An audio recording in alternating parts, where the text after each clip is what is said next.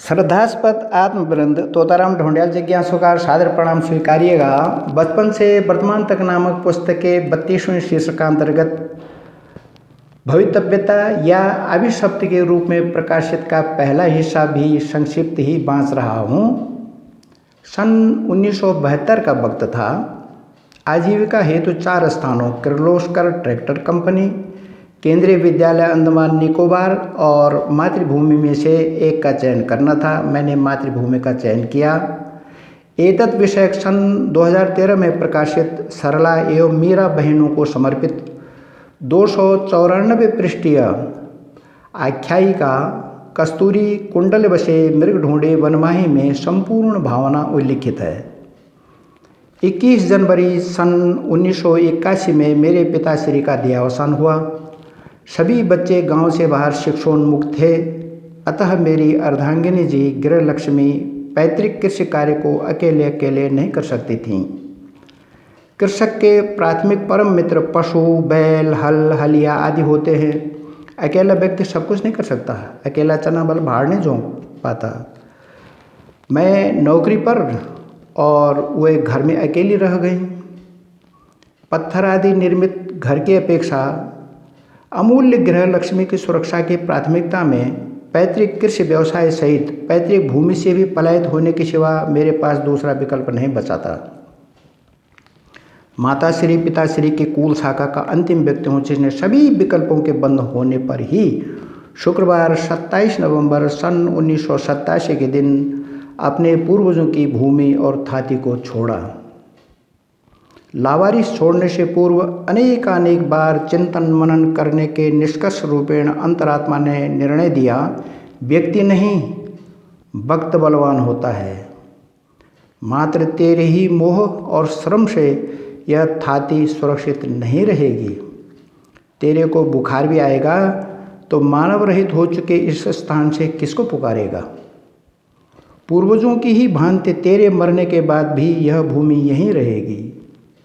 श्री राम के अयोध्या नगरी और श्री कृष्ण की मथुरा, वृंदावन, द्वारिका नगरियां भी यहीं तो रह गई। इस निर्णय को सुनने के बाद ही भारी मन से हृदय पटल पर विंध्याचल पहाड़ रखकर मार्गस्थ अपने चौकलिया नामक अंतिम खेत की मिट्टी की तिलक हम दंपत्ति ने अपने ललाटों पर लगाई और क्षमा मांगी। हे मातृभूमि, क्षमा करना। तेरे अन्न जल वायु से पले पोषे बड़े हुए तेरा अपमान करके नहीं लाचार होकर जा रहे हैं। तेरे उपकारों को आजन्म नहीं भूलेंगे, तेरे उपकारों को आजन्म नहीं भूलेंगे, नहीं भूलेंगे। बौद्धिकता से यथावक्त सेवा करते रहेंगे। लोभ भी करें तो एक न एक दिन प्राणदाता परमात्मा इस धरती को भी छुड़वा देगा। तब भी हे मातृभूमि, तुम धराधाम में ही रहोगी और हम न जाने किन किन लोकों में किन किन योनियों में विचरते रहेंगे, वह प्राणदाता परमात्मा ही जानते हैं। अतः अब हमें निर्मोही होने का आशीर्वाद दीजिएगा। आशीर्वाद लेकर भारी मन बोझिल शरीरों से शनै शनै आगे सरकते हुए जब तक आंखों का पानी सूखा नहीं तब तक रोते रहे। गले रुंध गए, आवाज़ें भर्रा गईं। चढ़ाई चढ़े, ढैया पार की और गांव की संपूर्ण सीमाएं ओझल हो गई। नैनों नाकों को पहुँचते रुंधे गले से सिसकते सिसकते हिचकी लेते झिलमिल घुमड़ते बरसाती बादलों कोयड़ा से आदर्शित मार्ग में भारी हो चुके पांव हमें शनै शनै घसीटते हुए अपने गंतव्य तक ले गए।